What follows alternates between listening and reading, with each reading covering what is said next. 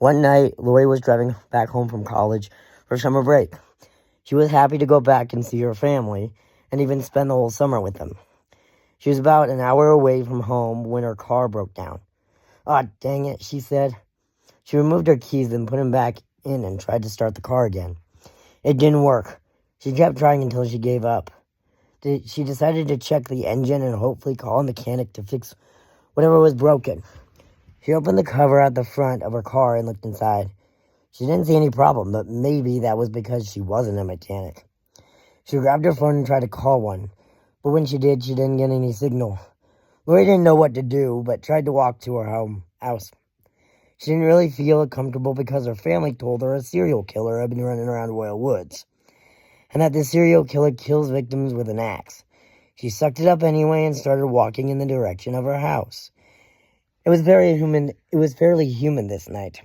Lori was practically sweating. A minute into the walk back, she heard footsteps behind her. She turned around to see a deer that was just crossing the street. It was a normal thing to happen out there. She sighed in relief and continued walking back home.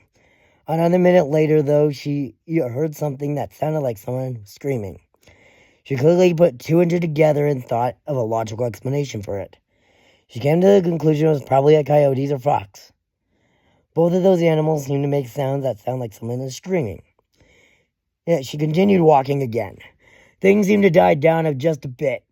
She felt like everything was going to be okay. She made it back home and saw her family.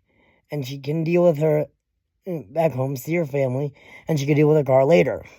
After 5 minutes, though, Lori saw a shadow in front of her.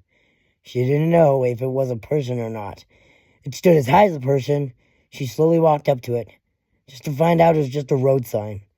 She sighed in relief again, feeling safe once more. She continued her walk. She was a little paranoid on this loud country road alone. She thought of what she was going to do if a car stopped on this road. She couldn't go back to her car, that's for sure. But she couldn't outrun someone, let alone someone in a car. She doubted she would, and settled to hide behind someone on the side of the road. Behind something on the side of the road. It didn't matter what it was. She just thought it would probably help. As she was thinking, she heard the sound of a car approaching. She panicked and tried to find something to hide behind. She couldn't find anything, so she just walked off to the side of the road and hoped the person wouldn't stop. The car thankfully didn't. Lori felt relieved about that. She continued her walk. She kept hearing weird, creepy stuff, but it was nothing to worry about.